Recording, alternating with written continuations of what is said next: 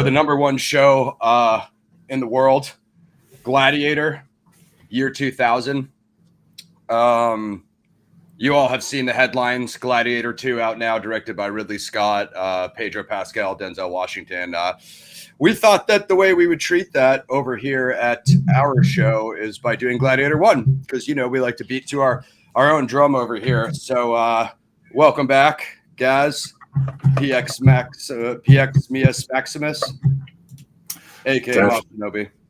Def. So yeah, let's do this, and welcome everybody, whether you're watching live or you catch the replay later. What up, Fire Pixie?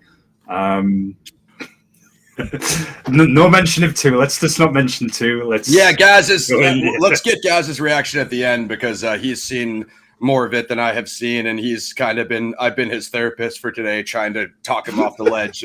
Gaz, are you still going to be alive for the Gladiator 1 review at 2 p.m.? Because we didn't know what Gaz's fate would be after he suggested himself to such wank. Gladiator 1, what brings us here today? So I don't have any crazy 4K ultra disc to show you guys. Maybe while me and Gaz are chatting, what up, Fire Pixie? I'll take a look and see what I can find. I assume that there is some sort of 4K steelbook for this, because it's obviously, this is out of the PXF Classics. You guys have known we've been doing things that we like. Ridley Scott, of course, you guys know he's in my top 5, maybe top 3 directors. Blade Runner, Alien 1, just whatever, Black Hawk Down. I mean, the many best pictures he's won Oscars for. Of course, Gladiator has 3 Oscars, several more nominations. This is just an old DVD from my old DVD collection, so I'm not really too sure. I like good. Could you show us the top of that, because I've got this one here. I just want to see how it differs. Is that the? Is it the? Looks like it might be a different border at the top. Mine is the signature selection. What do you got? Oh, just a standard one. I've actually got 2 copies of this, and yeah. Seriously, this is one of my favorite movies. So there's that. There. Have we got more things we can show them before? I mean, I've got some things here. All right, Pixie, you are banned for the channel forever. Whoa, never come here again and say that you haven't seen Gladiator. I don't ever want to see. Okay, I'll still allow you on the true crime streams, but you're not allowed on the movie streams. No, just go, as soon as this is done, Pixie, go watch this. If you like Russell Crowe, if you like Joaquin Phoenix. This here, it looks like it's got Dolby Digital. Yeah, I went off on you. Sorry. Dolby Digital Surround. It's got special features. Looks like it's got the commentary. Now, this is a film I would actually watch the commentary for, and I want to put that forth to the audience for maybe either subscriber-only shows or whatever you guys want to do. If you ever want me and Gaz to watch or react to anything with the commentary, just let us know. And I suppose one of the things you guys will want me to do that for is obviously Zodiac, which there is a 4K copy, I think, either out or coming. But yeah, it looks like there's some production notes in here, guys. Like, pathetically, I've barely even looked through this. So but still, it's fire. Maybe I'll investigate this a little bit more at some point. The deleted scenes, I don't know if I've watched those. Now, I don't know how long the version you screened was, guys, because it looks like IMDb. We're gonna get some technical nerd notes, guys. It looks like IMDb says that it's 2:35, and I'm pretty sure the one that me and Wall Street watched last night was actually longer than that. So maybe same think so. 2:50, right? So we probably watched some sort of unrated director's cut or something, right? I do remember some of those deleted scenes from back in the day. I think it was showing you some different kills in the arena. I think some things possibly in a battle in Germania. I mean, just to nerd out with you all, to show you how much like fanboys we are of this movie here. Is the soundtrack from back in the day that you can see. Oh, hell yeah, Hans Zimmer, goated. We'll be discussing it as well. So that's from back in the day. Production skills.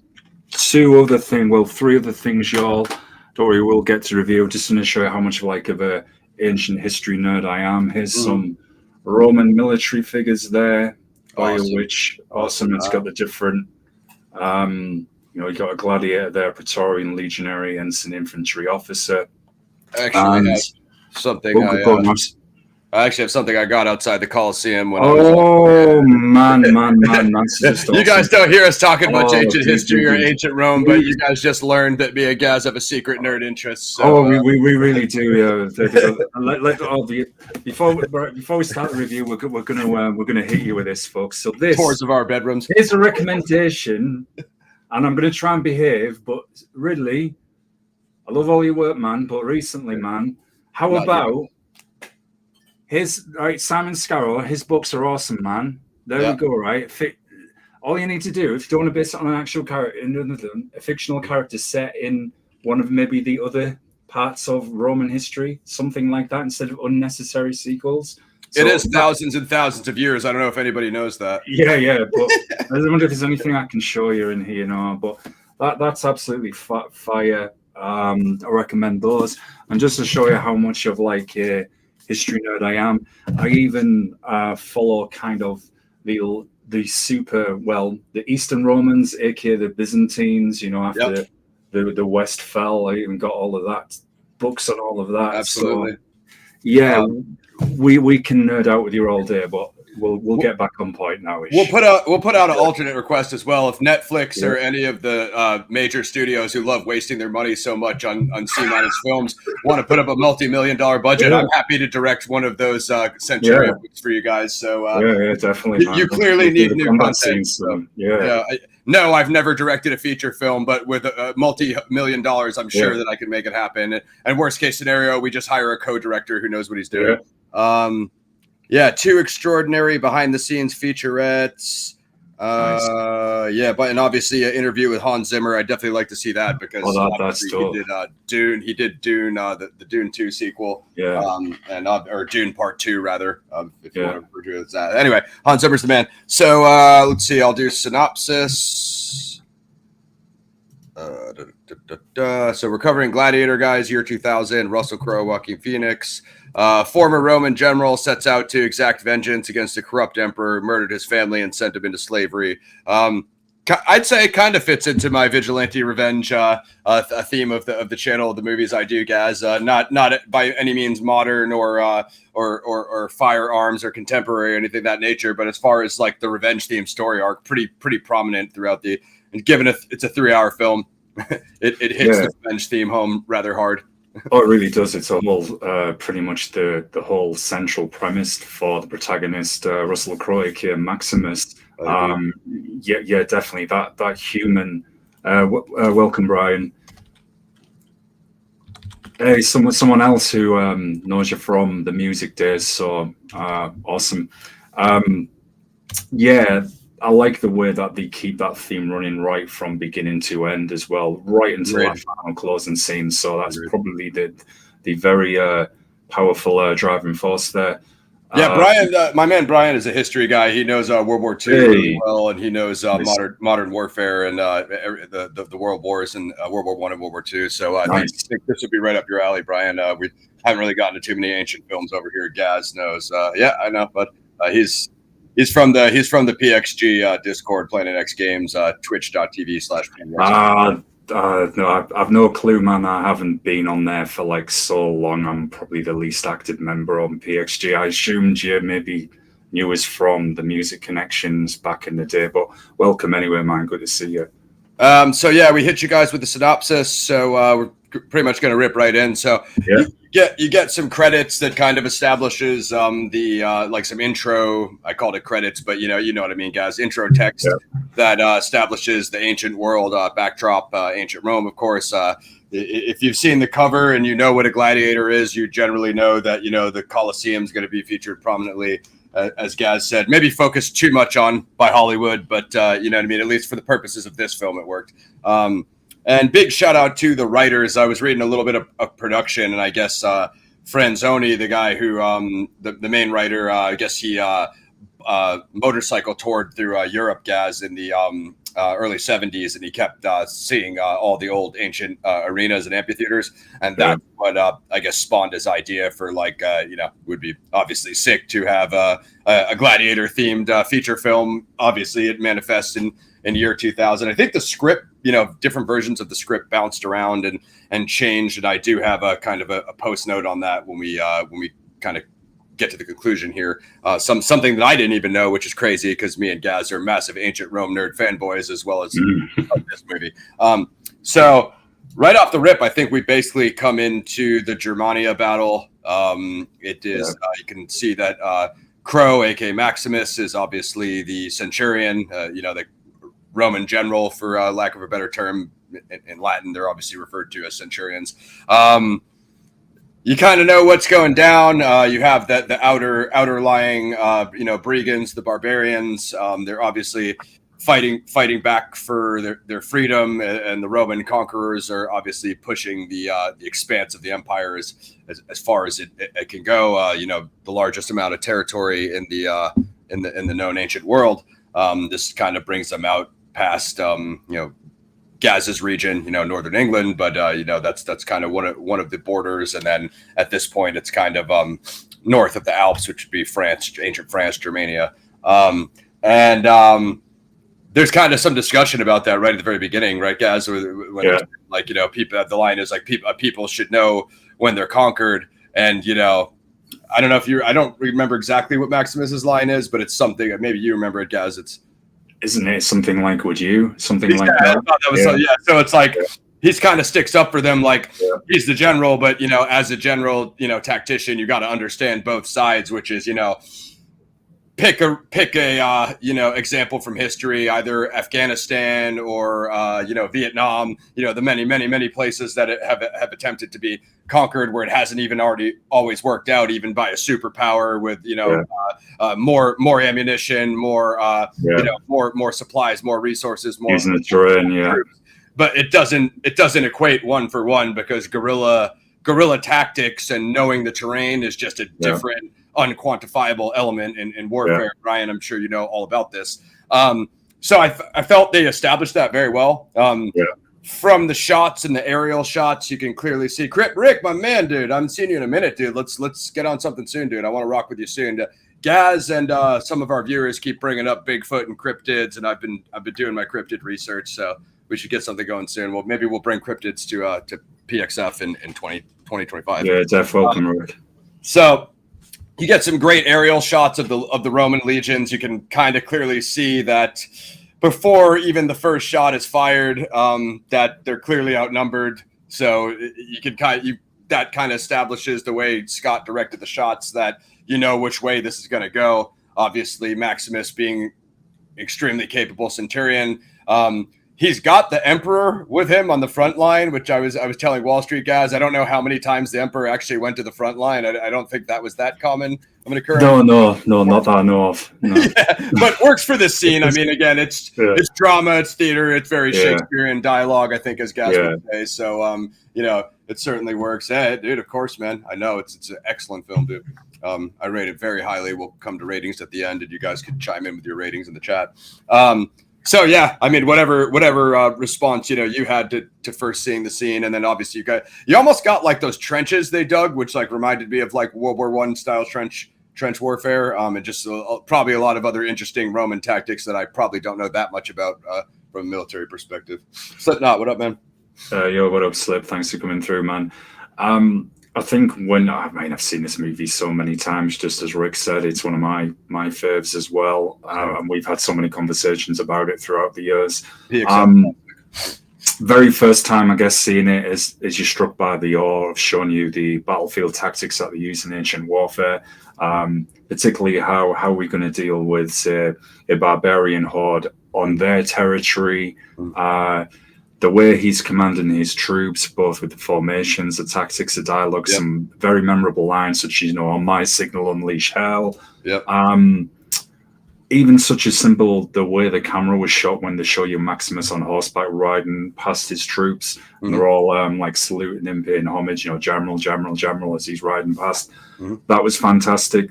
I just think for then just the whole kind of scale of it, and just as well when I believe it's after the first, I'm putting this in modern terms, I guess, but when they unleashed the artillery barrage, forgive me to the history nerds out there, and then they have the close quarters combat. Just before that, when Maximus says, my single unleash hell, as I said, the way they show you the close quarters combat as well as it was then, up front and personal, deeply so, and often would last for a long time if there was thousands of troops up there, had, you know, often be surrounded, couldn't get out there, so you're having to just literally kill your way out of to get some space. That man, very seeing that in film, of course, melee. Of course, this is the ancient world, so swords, bronze swords, perhaps Bronze Age. Of course, on my signal, Unleash Hell, some absolutely insane catapult kills, the flaming artillery. So they kind of, it's like, I believe it's like the Black Forest, so it's supposed to be Germany. It's actually shot in England, I guess. So you probably know the area. I could pull the, actually, I think I may still have the production note up in the background. I'll pull it up later when we do that at the end, just so we can keep it moving. But blatantly, Eastern Europe, you know what I mean? So just, captures that very well. Maximus riding by, he's got his like German Shepherd with him, which is sick. And I do want to come back to that because I think it plays a prominent role in this battle, but I think it could have been used more. Smart play, man. Smart play.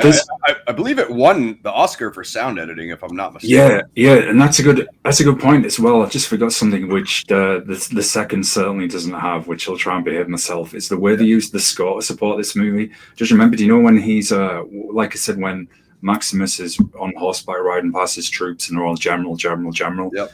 The score supports every scene in this movie. Which delivers it so epically. Something the second one doesn't do, but anyway. I bet you Hans Zimmer didn't do it in the second one. I bet you they couldn't.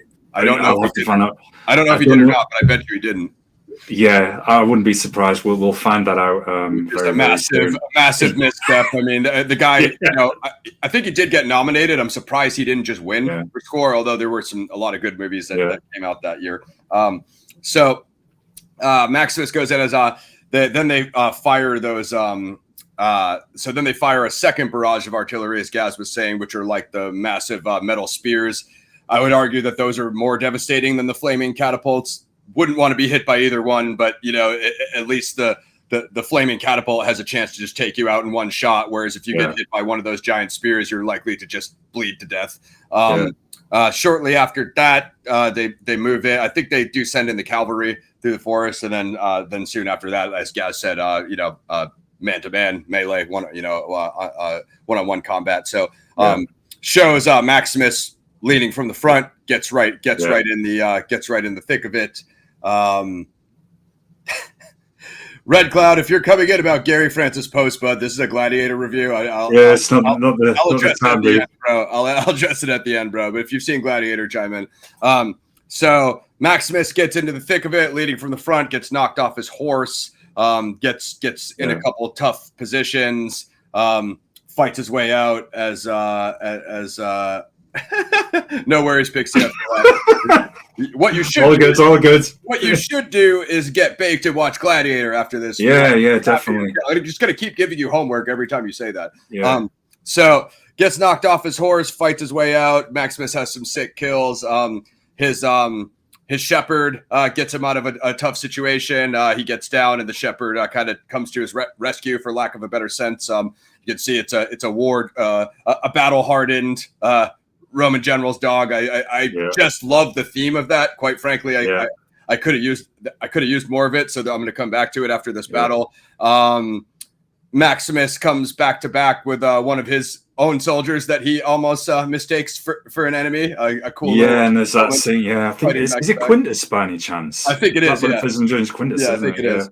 So, but he recognizes in time they were just back to back, and it's again, as Gaz said, they covered the chaos of war like very well, of the type of thing that you would expect of thousands of soldiers in a darkened, flaming forest. It's not going to be like something where they use infrared and radar and satellite and all the crap that we have now to GPS tag our soldiers, so there's no friendly fire. None of that existed. Yeah, that's a good point though, and Oliver Reed was firing this because. That was the whole point for why kind of uniforms came in as well, because moving past the Roman era when there was like the Viking and Saxons, they couldn't tell each other apart, so they were sometimes killing their own men. It went a bit. It kind of we could give examples where it went a bit the other way. I mean, you have kind of that Napoleonic warfare, even in the Revolutionary War, where there's people with bright red coats marching along. Yeah, here's a target for you. I wonder what side he's on. Definitely good point. Modern age, but they kind of show that leader of the Germanic. He's absolute beast. He drops I think 6 or 7 Romans solo. Just I think he's using the mace, like a ball and chain mace, just macking guys. It takes about 4 or 5 of them to take him down. He does throw a severed head before the battle starts, which we are to assume was like a Roman detachment scout.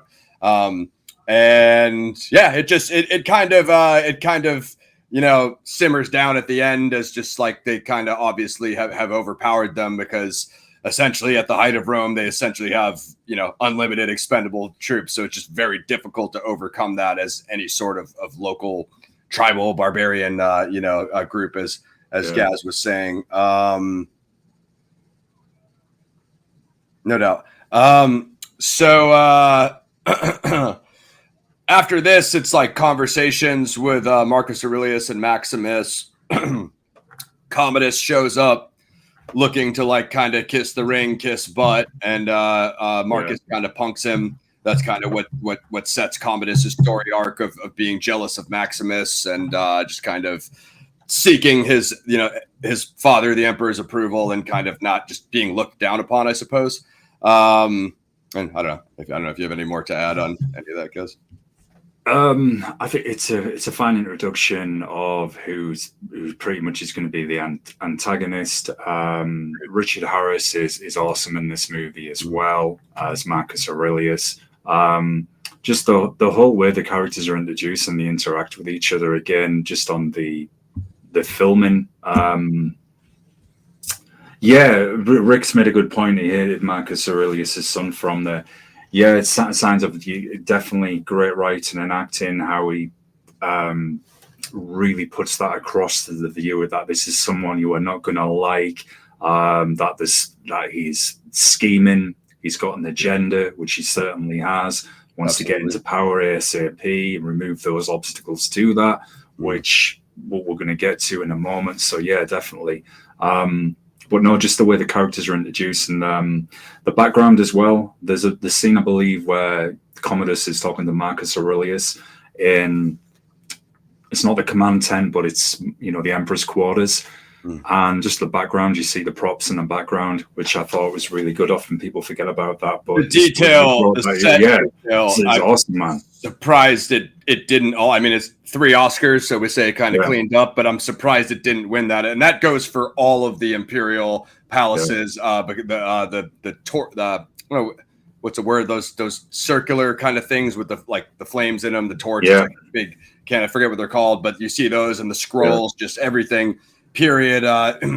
Call it a period drama, but as far as like period specific, and again, I'm no historian, but you know what I mean. From what Gaz and I could see, looks literally perfect. Couldn't agree more with Commodus. Joaquin Phoenix was only 24 in this film. Russell Crowe I think was 34, 35. So there's a story about Joaquin Phoenix being kind of getting on set and being nervous, and then Ridley Scott kind of getting him there. And I think Commodus' story arc is amazing from this first scene when he's introduced, as Rick said, to this. We're going to kind of see how he develops and just kind of the pure evil and the manipulation, as Gaz was saying. It goes to a conversation with him and what's her name, Lucilla? Yeah, Lucius's mom, played by Connie Nielsen. Yep. Correct. Yeah, Lucilla, and they're the imperial, heirs, son and daughter. Kind of I guess, like lusting over her, kind of showing his odd affinity for his sister. Commodus is obviously a weird guy. Performance comes across very well. Joaquin Phoenix. I don't know anyone else could have pulled this off. I can't picture anyone else playing Commodus, but Joaquin Phoenix, just because it's so embedded in all of our our ethers, you know. And Slips just made a very good point about the color grade, and yes, because as the purple was like the royal colors for the Roman nobility, the way that's shown in contrast with the white shoulder pads as well on Commodus's outfit. Yeah, definitely. And Maximus's armor as well. I believe, doesn't he have like the lion's fur on his armor? Yeah, excellent. Yeah, the wardrobe, and she did win. She did win Oscar for wardrobe, so you can see that the costume it's next level in this movie. I mean, it quite literally looks like, you know, ancient Rome for something shot in 1998, 99, 2000. So yeah, later on, you know, we get back to kind of the Imperial Palace after the battle, and that is more establishment that you know, Marcus. A few references to Marcus. Old emperor, essentially having terminal illness, Gaz, or essentially dying out throughout this period. And soon after, I mean, we're just going to summarize, guys, because it's a 3-hour movie. We literally can't go play by play. But soon after, Marcus discusses with Maximus that his choice for emperor is actually Maximus and not his own son, Commodus. And this kind of establishes, you know, kind of the rest of the pace for the rest of the film. So when he tells him that, you know, Maximus does push back because he doesn't really have imperial aspirations. He just wants to be a general. He just wants to be loyal to the empire and just do his job. But he's you know, kind of gets this promotion, or rather, you know, Marcus respects him so much the way that he leads the troops that he thinks he can guide the empire. That results in Marcus summoning Commodus and essentially telling him that, you know, he's chosen someone else. You can see Commodus's reaction, obviously anger, obviously jealousy, and some good conversation there. An epic monologue by Commodus about the letter Marcus wrote him with like the virtues of Rome, the virtues of the empire, the virtues of ruling, and him, you know, realizing that none of them applied to his own character, but he comes up with like, these are qualities that I do have: ambition, you know, courage, not courage on the battlefield, but, you know, alternate forms of courage, kind of his own explanation for falling short in his father's eyes. I suppose the theme is seeking his father's approval and falling short. Yeah, you're right. It's one in that recognition, angry and bitter at not getting that from his father and wanting to build his own legacy, because Marcus Aurelius was very well known as a philosopher as well. I've actually got his book, and me and Ross were doing a little bit of nerding with you all at the start, showing you some of kind of our work to do with this film and other things to do with Roman history. I do have Marcus Aurelius's book, Meditations, but it's literally in a box at the bottom of all my college books. So yeah, I couldn't get that ready. But yeah, that's one of what's interesting with Commodus is, you know, we know he did fight in the arena, and all throughout the film is, yeah, we know he's the villain, but he still thinks that he was that he's justified in his actions, and he's all about, no, I want to build my own legacy. I want people to remember me and revere me in the same light as they do my father. Absolutely. So I'm removing the obstacles to do that. So he still kind of thinks that he's right in a sense as well, which makes him an interesting character. Yeah, a bit of a duality. I'd say that's a very Shakespearean theme of the villain not believing he's a villain, you know, believing he's justified, which, you know, we've seen that with Thanos and other Dr. Doom, modern villains, and definitely an epic theme. Oh yeah, Moshi's still moshing. So anyway, this film's 25 years old, guys, so we're going to hit you some spoilers. Sorry about that. You can obviously go watch the Gladiator trailer, or go pause this or stop this, watch the on-demand, and watch the film first, if that is your cup of tea.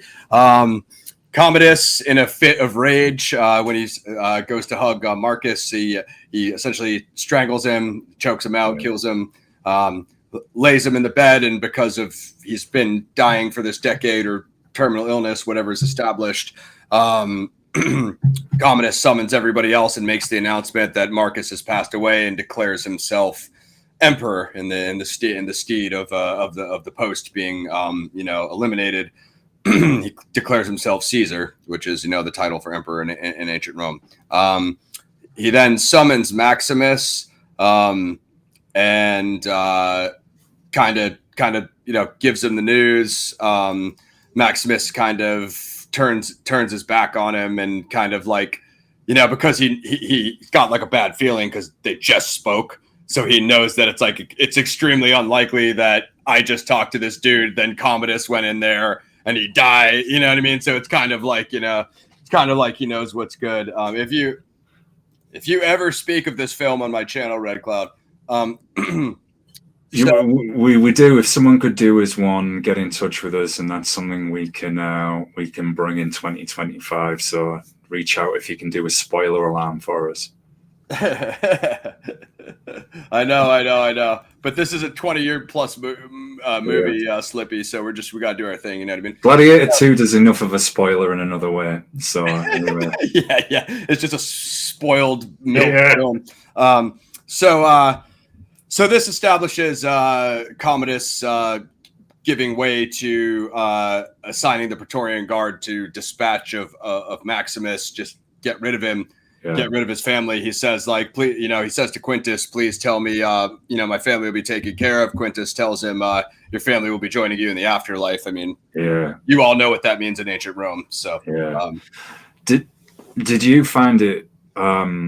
Oh man, Rick, you're ahead of us. I'm coming to that. Just about to mention that scene. Well, Ross, I'll let you take it away because I was actually about to mention that. So it's an assassination theme, and this is what I wanted to bring up. Now, I don't think Maximus's shepherd died in the battle, right, guys? Because it didn't. No, it didn't show it die on camera anyway. No, that I recall. But this is that classic scene, isn't it? Or as Rick's just said with that dialogue, where is it the Praetorian Guard that take him? Yeah, the Praetorian Guard marches him out. And I've got the blade there, and that's when it says the frost. Yeah. They march him out of the forest. So this is what I would have liked, because the shepherd helped him in the Germania battle. Like, I think they should have had his shepherd well, I mean, unless the Praetorian Guard killed the shepherd, which maybe that's the insinuation here. But I think they should have had it return, because this would have been a perfect scene for it to throw off the dynamic of the multiple Praetorians trying to assassinate Maximus.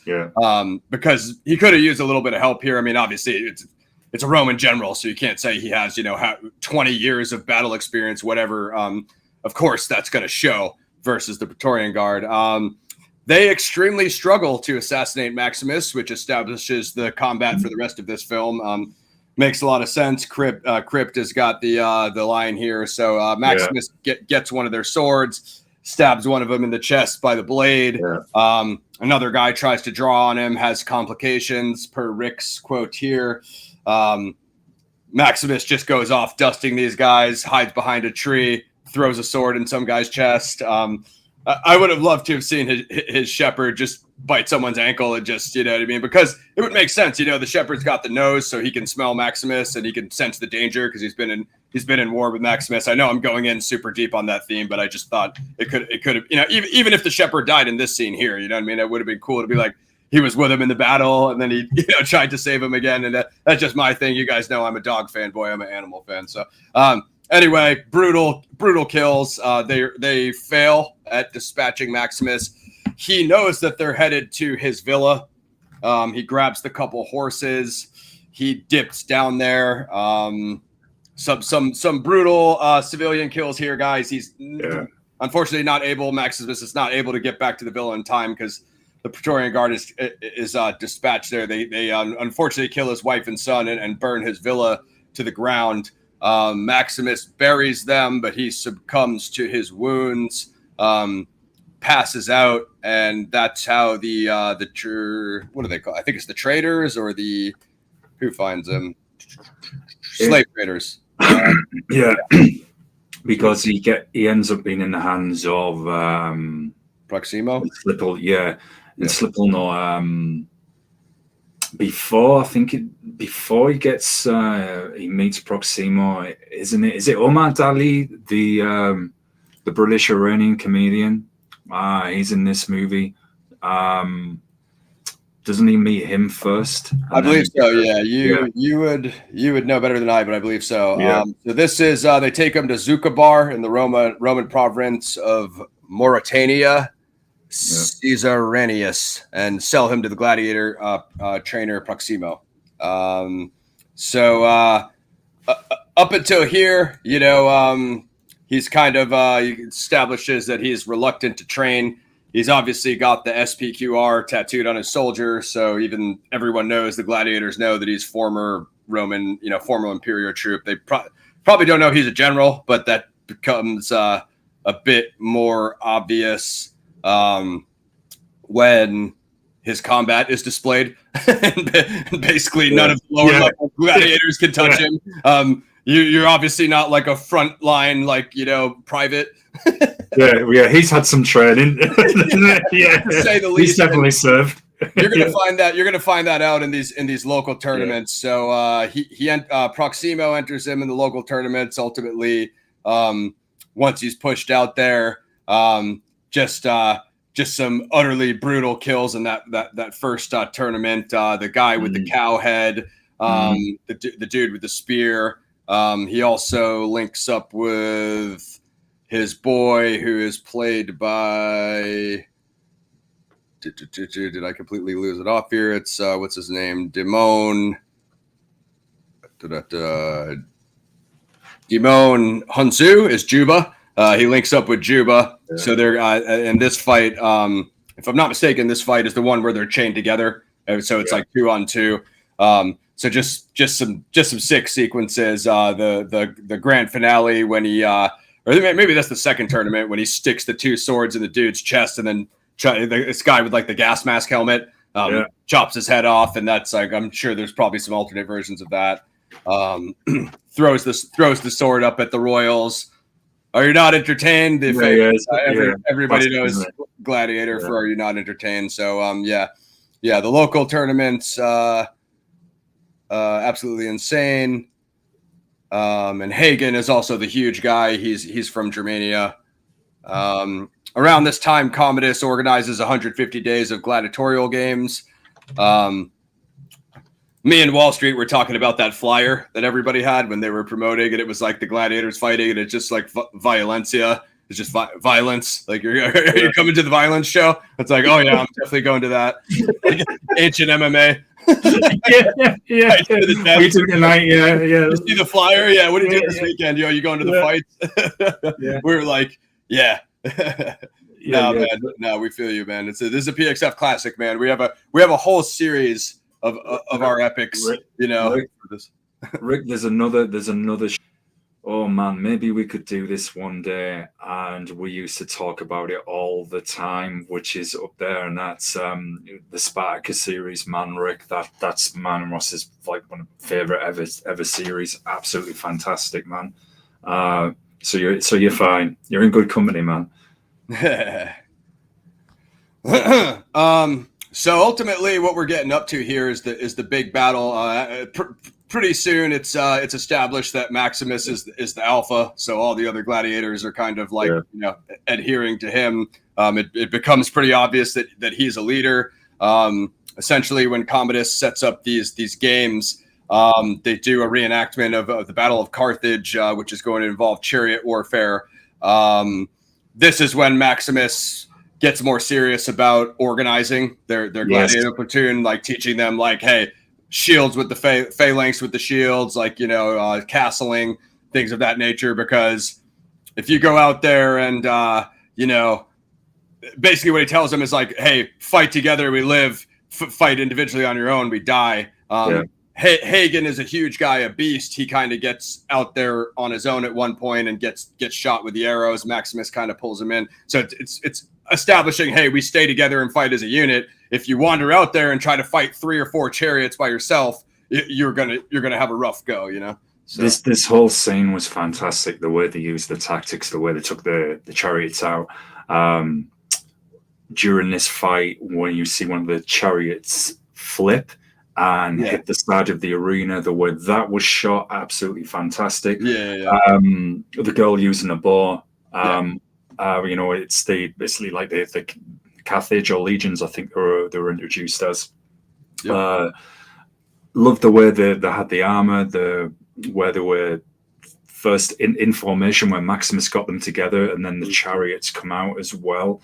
Yep. Excellent. Is this if I've got ahead of myself here, because this has legendary dialogue, which it does, we've established that, but there is a really amusing scene where for the martial arts heads here, this guy is can't remember his character name in Gladiator, but the actor is the villain from Best of the Best 2. The actor is called Ralph Moeller. That's it. I think he plays Brachus is the name in Best of Best 2. Is this the moment where in the arena where Maximus asks, anyone here been in the military? Someone says, yeah, I served with you at blah, blah, blah. Mm-hmm. Is this the part where that guy just shouts? And it's probably the only bad part of dialogue in the movie, but it's funny, where he shouts Spaniard. Or is that a little later? I think that might be a little later. It might be. I'm not sure. I don't remember that part, to be honest with you. I know I'm going in on every level. As Gaz said, this is like an insane battle of the chariots. Like they have these blades on the wheels. They're driving by and slicing guys. She's arching, shooting people with arrows, as Gaz said. They throw them off, and a couple of the chariots get off course and crash into the wall. Yeah. They actually crash right under the emperor. So Commodus and Lucius are watching that. Maximus gets one of the horses. So in a mid Colosseum battle, he dons a horse and he's just going around, kind of like akin to what's established in that first scene when he's kind of cavalry type warfare. Yeah. So there's just some absolutely insane kills. Yeah, I hear you, Rick. Please let everybody know. Do not watch that film. Especially if you're a Crowe 1994 film. There is a worse movie. Joker 2 is even worse than the Con 2024. Somehow it is. Yeah, didn't think that happened. It needs to be studied because we're not exactly sure how it is, but it is. Yeah, no kidding. But yeah. So yeah, there's just a crazy battle here. To the crowd's surprise, Maximus is able to lead them to the victory. Commodus and Lucius enter the arena. This is kind of sets up a face-off between Maximus and Commodus, because at this point, Commodus doesn't. Maximus kind of has this famous gladiator helmet. Yeah, I know what you're getting to here. Yeah. So at this point, Commodus doesn't know that the gladiator leading those troops is Maximus. Obviously, the initial betrayal in the first act, blah, blah, blah. So what ensues is, kind of a back and forth. Maximus, earlier on, Proximo, we didn't mention this as a leader of these guys, as their, foreman, don't know what word I'm actually, proprietor. He's an earlier former gladiator. He has a Rudius. Yeah. And, when a gladiator has achieved top level of undefeated at whatever point, the emperor grants them a Rudius, which is a wooden sword, a symbol of freedom. So if you have a Rudius, you've been a gladiator so long and you haven't died that they've actually granted you, you're no longer a slave. They've granted you your freedom. There's a conversation set up between Maximus and Proximo, explaining that. And Proximo is very familiar with the gladiatorial protocols. He specifically told them, don't turn your back on the emperor. It's considered a form of disrespect. Well, what does Maximus do? Is this the line? This is either because he has another interaction with him, and I'm thinking, is this now or later when he says, all we are, I think, is shadows and dust? Another legendary line. Yeah, I think that might be it. That might be the thing. And I have a lot more on Proximo and the actor who played him, as Gaz was Oliver Reed, fantastic. The film is dedicated to him, and I'll tell you guys why when we wrap here before we do our ratings. So this pisses off Commodus. You can see he's established as an entitled brat, maybe one of the most douche emperors in history, as far as we know on film. But the performance is absolutely so. Yeah. Maximus won't give his name. He told him it's Gladiator. Yeah. He says remove your mask and unveil yourself, kind of like a Batman scenario.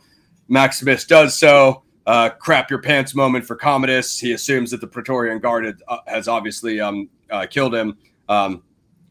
Obviously wrong. So that he establishes that he's seeking vengeance. My name is Maximus. husband of a murdered wife, father of a murdered son, and what he's getting at is like, I'm going to do anything to get at you. Yes, I did, and I didn't like the ending slip. Yeah, I love The Sopranos. I agree with Gaz, though. The ending was just not up to par, but James Gandolfini is a man. Yeah, a lot of cool Italy and Roman references in The Sopranos. Great show up until that last episode, as Gaz just said. So what the crowd is on Maximus's side because of his battle performance. Therefore, Commodus is like under pressure to do what the mob wants, because if the emperor goes against the mob, you're essentially going to lose control of the city and the population.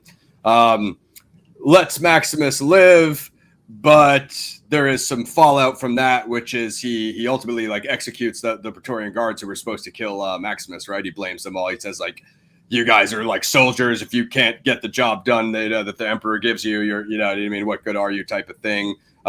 Quintus kind of fights for them, saying like, it's not their fault. Kind of some pretty much established. Go ahead, guys. Quintus is pretty much trying to keep everything together, actually. I think he's a character that's forgotten about. He's the guy where he knows, right, this is all going to get even worse if I don't try and keep some sense of structure.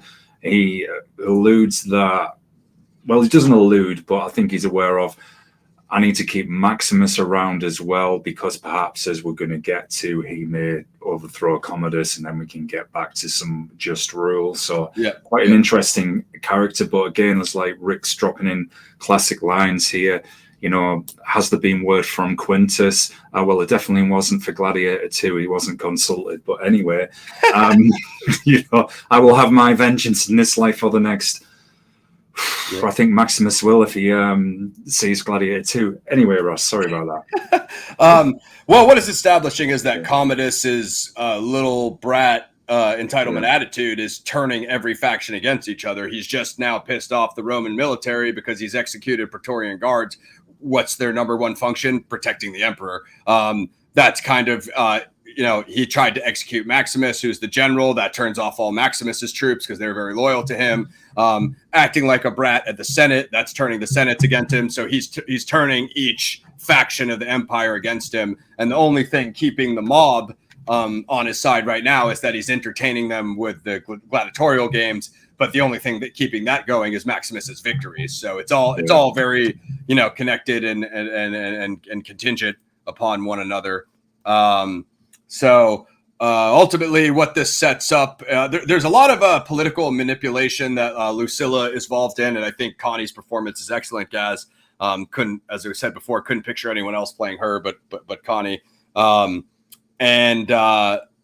that comes down to is that the Senate and the Praetorian Guard, at this point, it would now be fine with Commodus being removed because the way he's governing, as Gaz said, is just too chaotic. It's just too out of control. It's not organized enough to keep rule. So Maximus develops this. Lucilla goes to see Maximus. They develop this plan that if we can get Commodus sees himself as a wannabe soldier, he tries to train and he kind of tries to do sword play, and he's like a wannabe Maximus, like he wants to be a fighter, but he's not really one. In his mind, he thinks he can do it, but he is younger, so I suppose he has that on his side, but that's basically all he has on his side. As Gaz said, doesn't have the military tactician knowledge, doesn't have the training, and none of the things a Roman general would have. Yeah, and there's been I mean, this would be a whole other show in itself, but there's been some debate over the years regarding Commodus's like fights in the arena because he was a Roman emperor. Would anyone then really kill him? Because if they'd say I've killed the Roman emperor, you'd probably be killed then. What's going to happen to you? You're surrounded by the guards and the, so it's not like, it's not going to work. What I had stuck in my mind watching these sequences, guys, of course, was the Dune 2 arena of the Harkonnen home. Fade Rockin, Fade Rotha, which I assume obviously took some sort of influence, if not from this, then obviously from the Colosseum battles, which, it's a very Colosseum mess. You can check out me and Gaz's Dune 2 review. I'm almost positive we mentioned that too.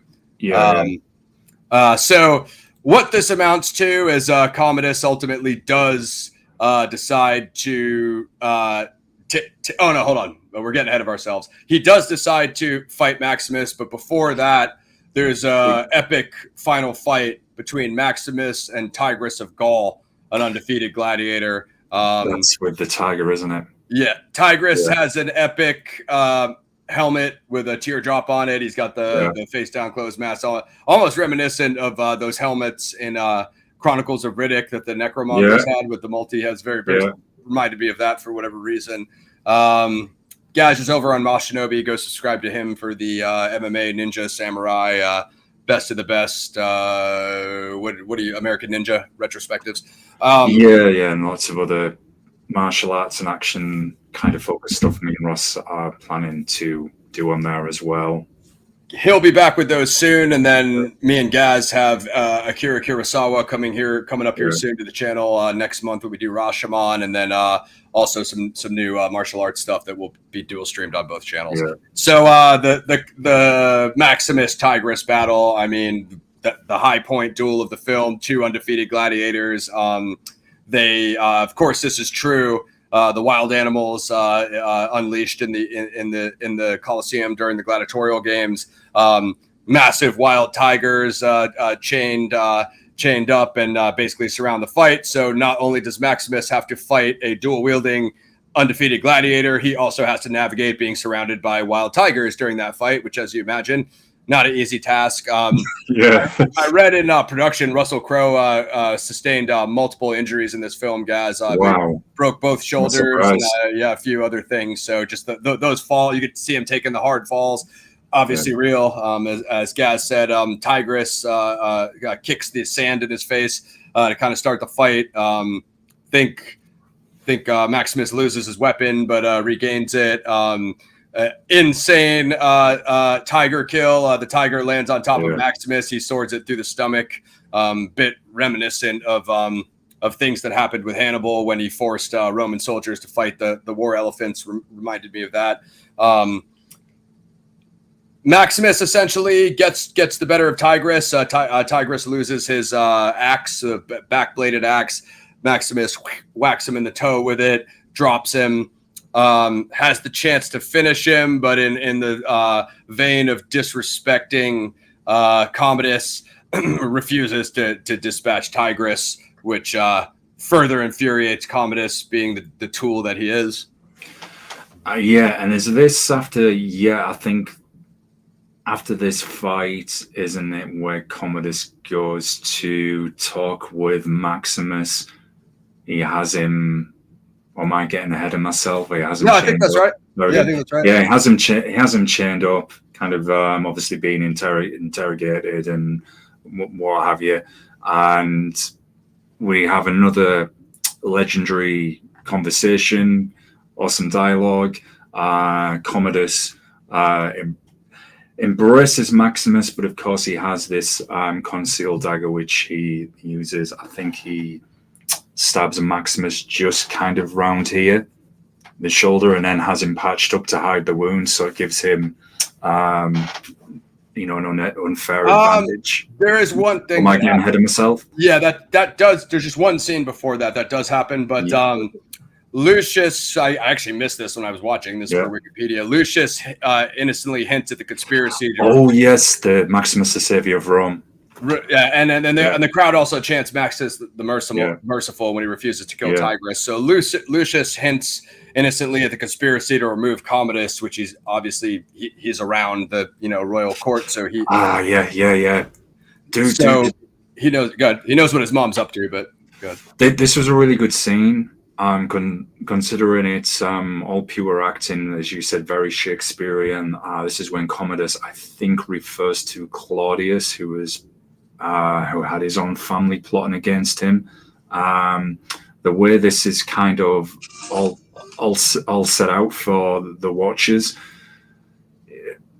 this guy's a menace and he's evil. Especially with how he talks to Lucius as well. The first thing when first time you ever watch it, you think, man, this kid's in danger.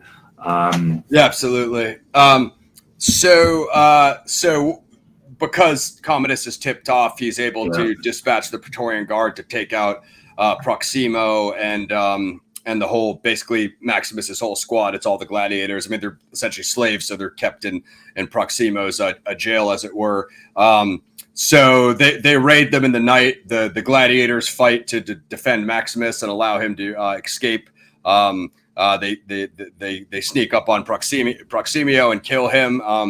I have a production note on that, Gaz. I believe Proximio was supposed to be kept until almost the end of the story.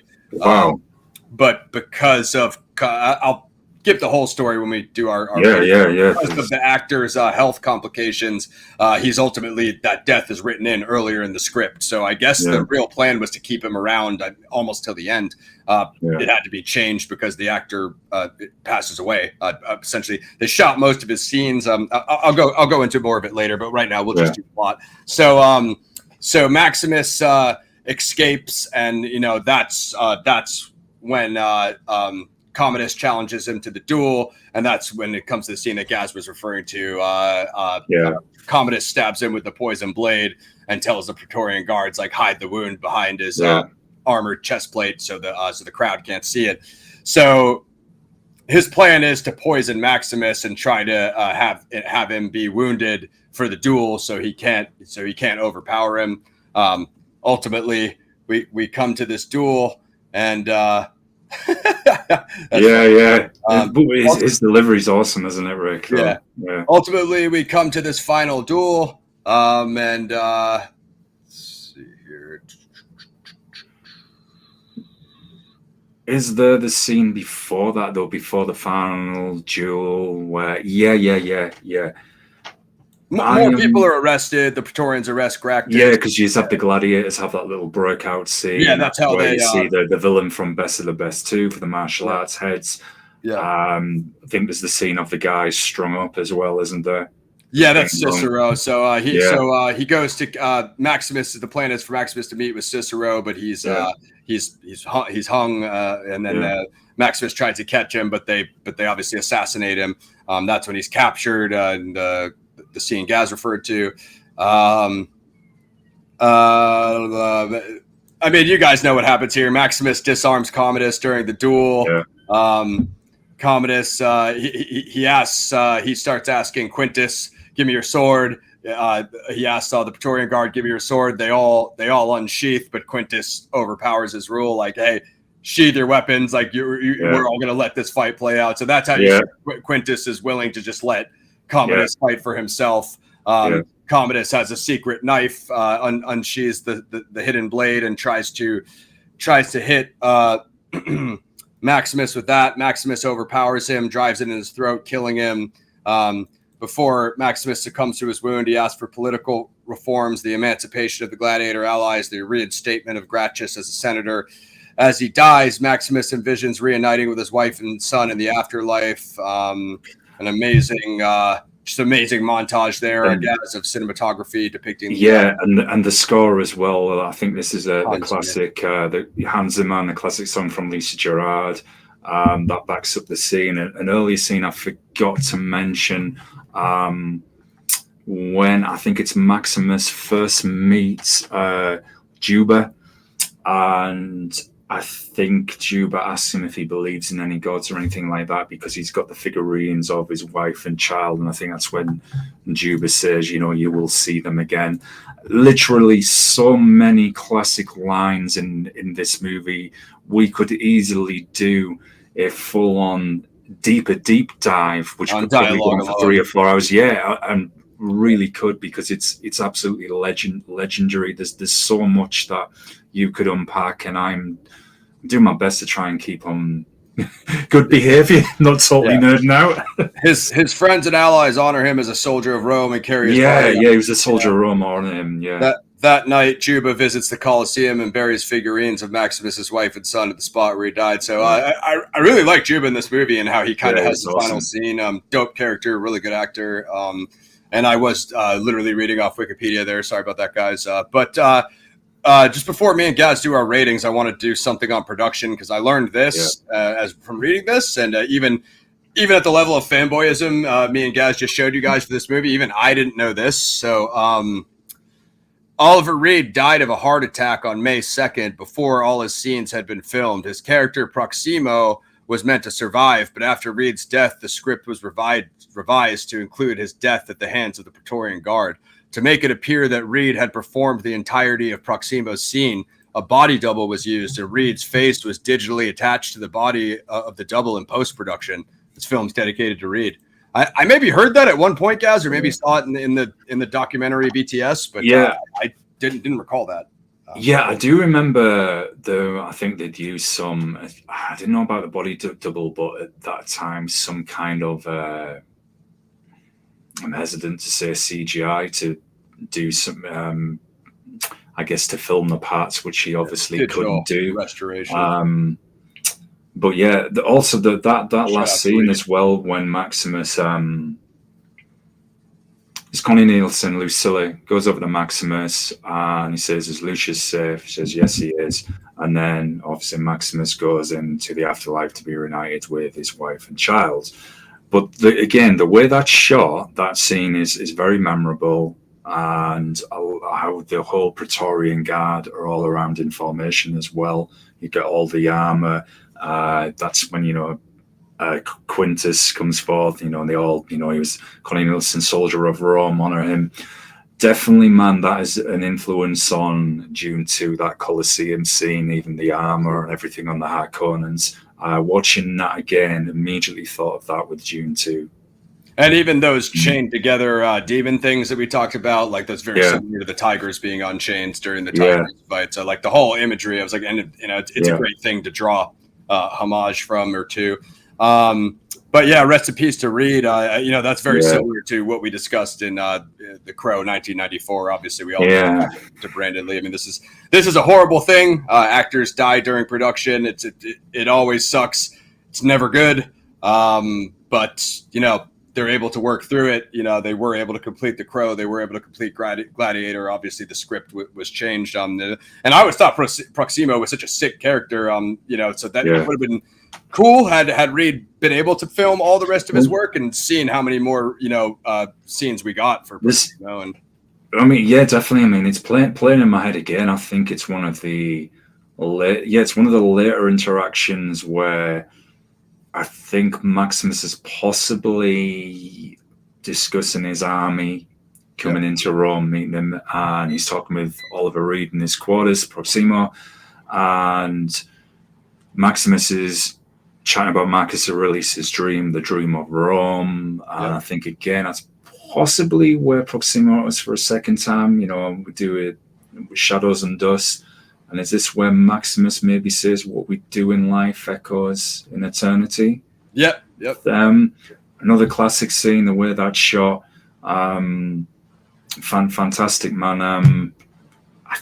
I'm struggling to find, just for, I guess, objectional purposes, is there anything I can fault with the movie? And this I'm gonna say the pacing is amazing because this 3-hour cut, like, it flew by because of the amount, like the downtime between the action sequences is very dialogue driven, as Gaz said, but story driven, but because of the political manipulation, it just keeps you moving from catalyst to catalyst. So there's really no downtime, even when it's not battles, something is being planned that you're going to see a consequence and a reaction to. It's a good balance of showing you the politics of Rome, absolutely, with the action, which they did in the Spartacus series as well, which is fantastic. They showed you that, so it keeps it going and it keeps you involved and thinking, right, what is this person plotting? What's going on here? Who's out for whatever? It's tangible. What was I going to say? One final line. It's from the first battle when Maximus is addressing the troops. If you find yourself like in a field with the cool wheat under your hand and the sun on your back, like fear not, because you're already passed on into the afterlife. You're in Elysium and you're and everybody just like the Roman mind state. Like everyone just cheers, like it's like you're going into a giant battle and you might die, but your general just hyped you up that much that you're ready for whatever outcome. Like it really hammers home the Roman state of mind. I'm ready to do what we do here echoes in eternity, fresh too. Thanks, Rick. I'm ready to do ratings. You can lead us off, guys. Feel free to drop your ratings in the chat, guys. We do 10 out of 10. Man. God, this is so difficult. You want me to just lead off with on IMDb right now? It's a 8.5 out of 10 with 1. Oh no, high! This has to be higher than that. 8.5. No, that's higher than that. IMDb, man. No. Well, you know, there's a lot of people that are like, an R-rated movie with blood in it. I don't know if that's for me. Yeah, well, then, like Dad said, don't watch anything ancient Rome based. Yeah, it's a complaint. It's the only thing I'll say where it's one of the criticisms of Gladiator 2. They're saying, right, there's very little story and it's just a lot of violence. I'm trying to behave before I even get started on that, man. But if you're going in, there's a clue in the title. If you're going in to watch something called Gladiator and you're expecting like to see Game of Thrones period drama, I wonder what happened. Come on, yeah. But you know, Gladiator OG does a balance, as I just said, of showing the politics of balancing the story with the action, unlike Gladiator 2.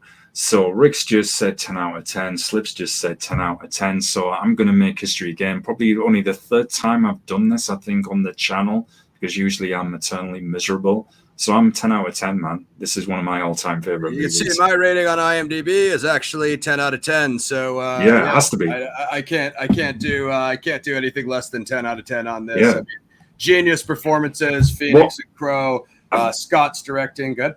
Yeah, no, you finish, man, and then I'll I mean, I was just going to do the accolades really quickly. Yeah.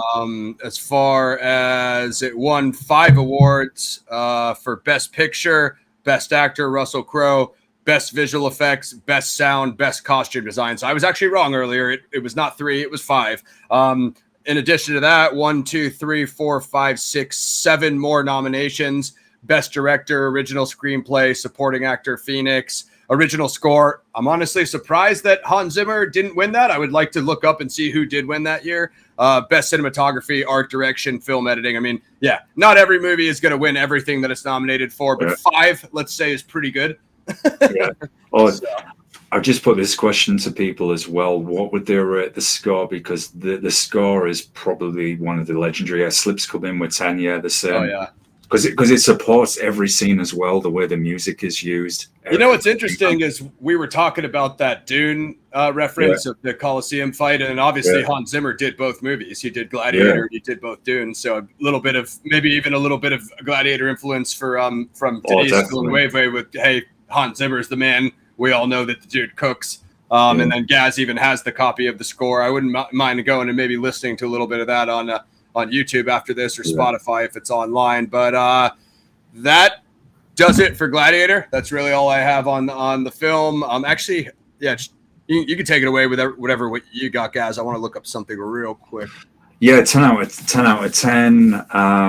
Soundtrack score, 10 out of 10 as well. Hans Zimmer, Lisa Gerrard, absolutely legendary. It was nice that this did kick off some of the sword and sandal movies at that time. Sadly, not all of them were that great.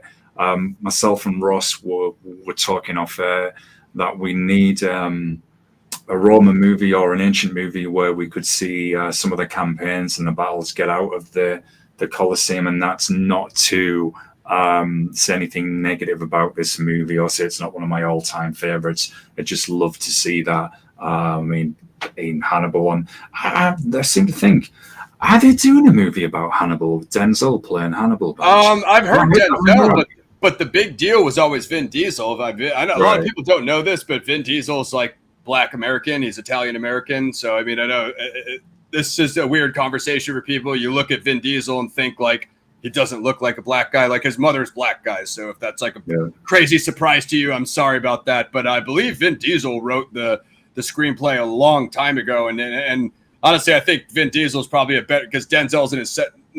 Acting wise, there's no question that Denzel's the better actor of the two of them. But Hannibal's also a war general. Do you want to see a 70-year-old man doing sorcery? So Vin Diesel's got the physique and the body to do the battles, and you know what I mean. So I think Vin Diesel, obviously the better Carthaginian. So what I heard was Vin wrote it years ago, and he even met with Mel Gibson about how the complication of both leading and directing, starring and directing, which is obviously what Mel Gibson did to Braveheart. So he kind of mentored Vin. So the Hollywood rumor was always Vin, but I know Denzel's been talking about it lately. Yeah. So I don't know. Between the two of them, I would say Vin, but nothing that I've heard. Yeah, I'd like to see those.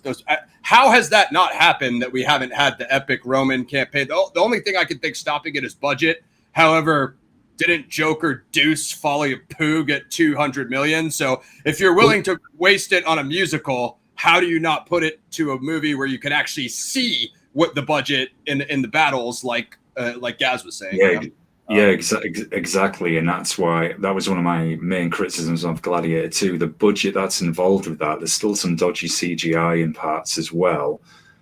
Is look at that timeline, look at that history. You could either base it on an actual person, emperor or whoever, or give us a fictional character again, like Gladiator, but not something that is unnecessary. Gladiator didn't need a sequel. The original's the best one. I have a final thing. So obviously, like Lucilla is like one of Maximus's like love interests, and although here's my question, because perhaps it's insinuated, but it's never directly confronted that Lucius is Maximus's son in Gladiator 1, right? Do they I don't think it was ever. I seem to think, though, Rick, can you remember this? There might be a scene where she does tell him. The scene where I'm not. Okay, if I missed that, and I've seen this, I'm not 100. I'm the same, and I'm not 100%. But I seem to think there is one moment where she kind of tells him, and that's kind of what they try and expand and go with it in the second one. That's what I was coming to, because I was going to say, if it's not fully established in 1, and then they just took it in 2, they were like, surprise, it's Maximus' son, I would be like, what are we doing? What are we doing? Dude, honestly, it's like the weakest link in possible with 2. That's my question, Rick. If you remember, does Lucilla tell Maximus that I guess maybe I do remember that when I saw it in the theater, but again, I haven't watched Gladiator 1 in like 10 years till I watched it last night. That's cool, man. I'm down for it. Slip. I just wrote it down. This is a vigilante revenge channel, so I'll get it on the list, bud. We'll try to get some of your stuff in there. That was kind of my final question for Gaz, because if their whole linchpin is like, it's Maximus' secret son, but you didn't see that coming, I'm like, I don't care. I don't care. 1 is already epic. I don't need another unnecessary sequel. And the way Alien Buttfinant turned out, you know what I mean? But I can ruin it for everyone now quite easily, just to save you watching it. Right? It's kind of a retelling of 1 in many ways, but nowhere near as good. The Twin Emperors are very, very loosely based on Caligula and Nero. The few positives, the opening battle with the Roman Navy attacking Numidia, that is good. One of the early action scenes involving the main guy, involving Lucius fighting, I think it's kind of the head instructor, I guess, of the gladiators, the trainer. He has to like showcase his skills for Denzel. Yeah. You do see a good moment, I suppose, of the ancient Roman boxing they had with a bit of the ancient MMA as well. I'll give it that. Those scenes are kind of prevalent throughout it. Obviously, the sets are good. Score nowhere near as good as the original. Denzel just outacts everybody in the entire movie. That's the positive. I was going to say as a positive that there isn't going to be another, but actually Ridley's been talking about Gladiator 3. So love Malcolm McDowell. I mean, of course, Clockwork Orange, genius level actor. I'll check out Caligula. I was trying to find if it. I don't see it on here, but I'm sure it must be. As far as the score for 2. For 2, yeah. It's why you're doing that. Just go and watch the Spartacus series, y'all, if you want a recent, good original Roman music. No, it's Harry Gregson Williams is original music. That could explain why the ball was dropped. It's not terrible, but it's just the way the score was used in the first one. It really did enhance the drama, such as when Commodus kills his father. That kind of classical music, when it just really elevates the seriousness and the heinous crime that's being committed. And so this is the dude that did. Sorry to interrupt you guys. This is the dude who did Kingdom of Heaven and The Martian. Right. Which I thought The Martian was pretty good. Kingdom of Kingdom Heaven of Heaven was all right. could have been better, but so it's okay. another composer that Ridley Scott works with. Obviously not Hans Zimmer, but yeah, that's pretty much all I have on Gladiator. Thank you guys for coming through. Your ratings. Quickly, just got to say, Rick. No. Rick, if you're a Lady Gaga fan, you'll love it. If you want to watch 3 hours of Lady Gaga singing, go fill your boots, man. if you're like me and think that's some of the worst torture imaginable for the human ear, avoid it. That's all it is. It's absolutely terrible. Okay, here, let me save you a bunch of. All right, Rick, I'm going to do you a massive solid here. I'm going to save you a bunch of time. Go watch the Honest trailer of Joker 2. Just go watch that, and then go watch what's it called? Pitch Meeting. Watch Honest trailer or watch Pitch Meeting of Joker 2.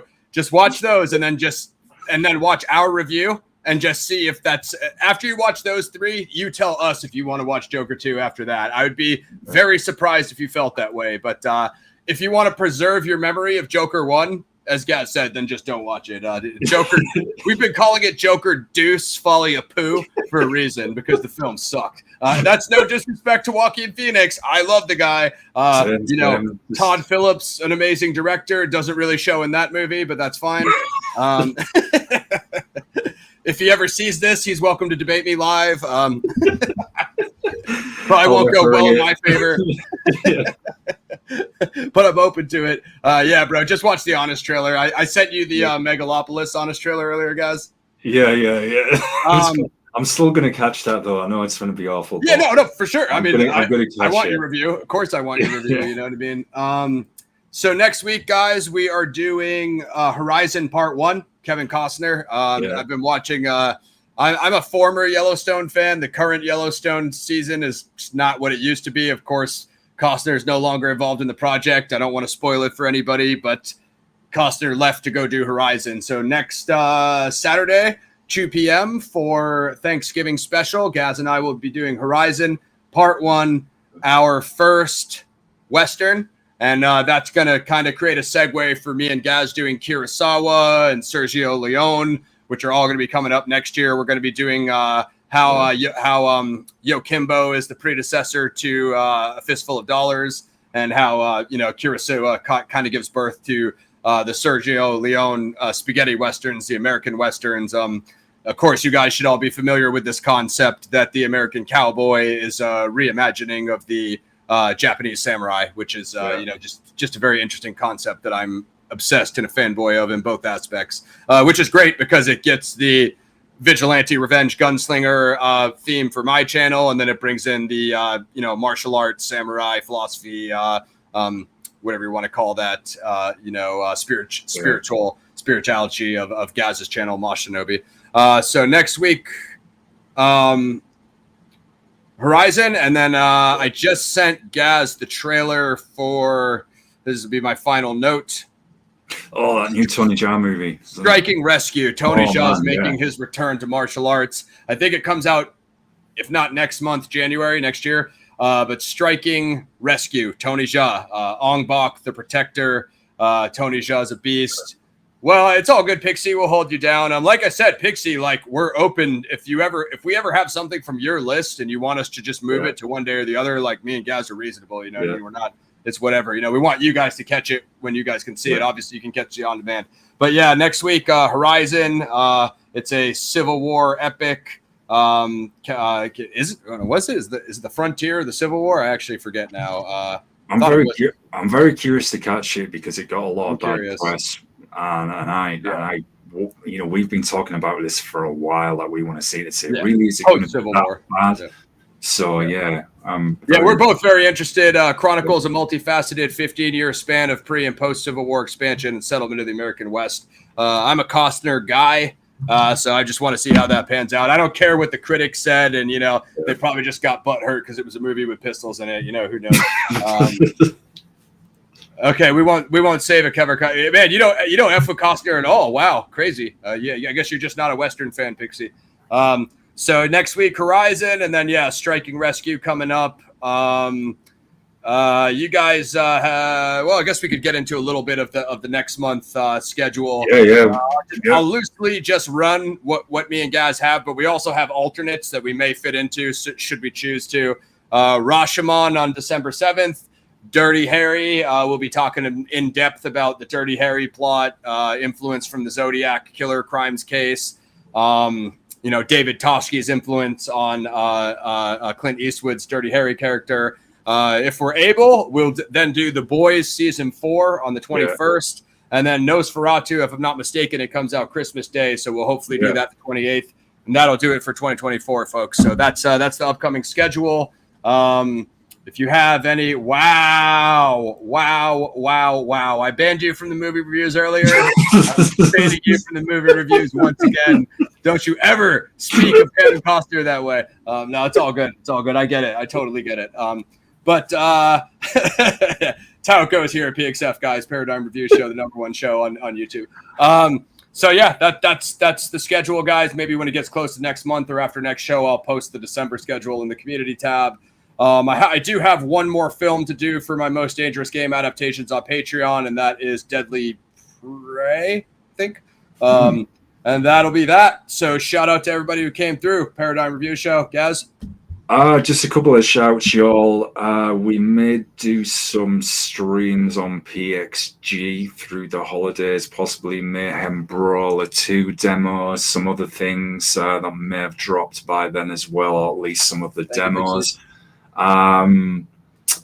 Maybe Toxic Crusaders if it comes out, although that would none of us thinking it's going to make 2024, but if it does, me and Gaz will have it live. Yeah, that would be nice. Dirty Harry, definitely be great to get into that. Another legendary line of dialogue, which I've been saying every week since that was announced, disregarding Clint Eastwood's policy on dealing with criminals. It's right at the early part of the movie. I just think that's absolutely fantastic. Dirty Harry, classic. Yeah. And we'll do the whole Zodiac influence thing, guys. And if Dirty Harry is something you guys like that review, we can obviously do those sequels. There's a whole franchise. I just want to put a disclaimer out because Ross is obviously the true crime guy here at PXF.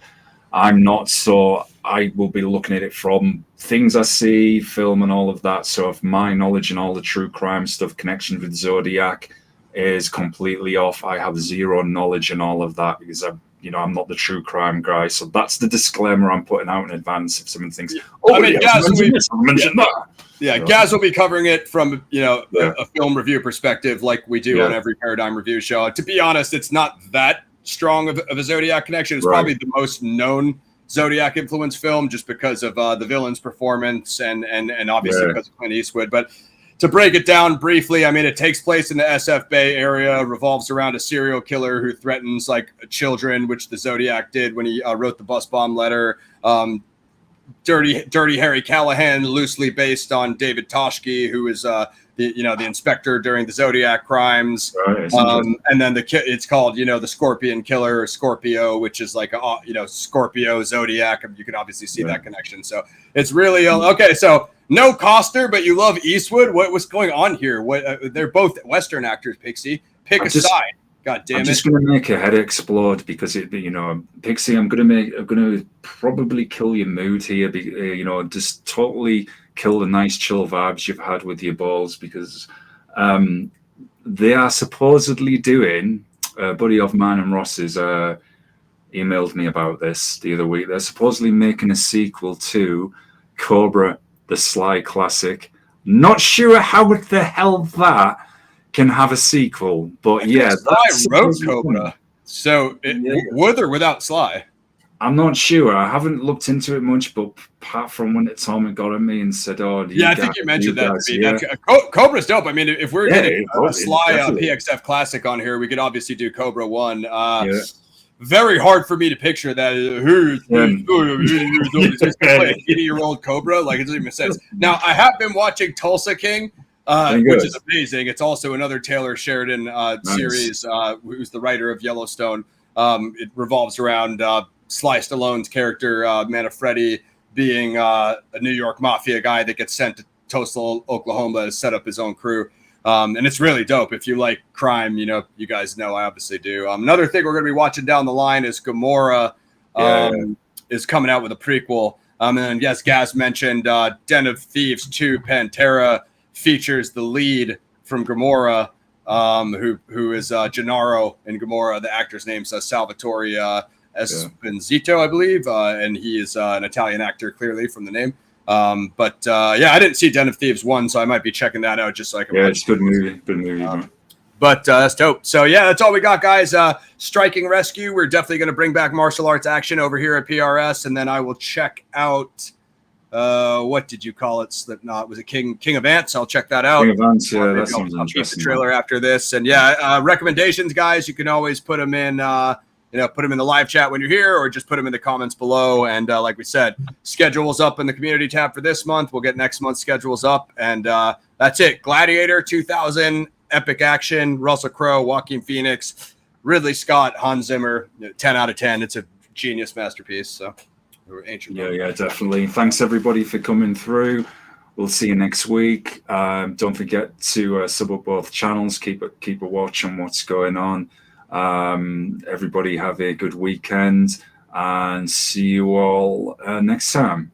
Follow twitch.tv/PlanetXGames and sub Gaz at Moshinobi. All right, thank you guys for coming through. Like we said, feedback, movie reviews, movie ideas, recommendations below in the comments. The final thing that I was looking up, and then I looked it up and didn't mention it. Yeah, there is a Gladiator Steelbook 4K Ultra Disc, Blu-ray and digital. It's on sale right now on Amazon, the Black Friday deal. It's usually like $26. Right now, it's like $19 on sale. I'll put that link below in the description. I know you guys are always used to me showing my steelbooks.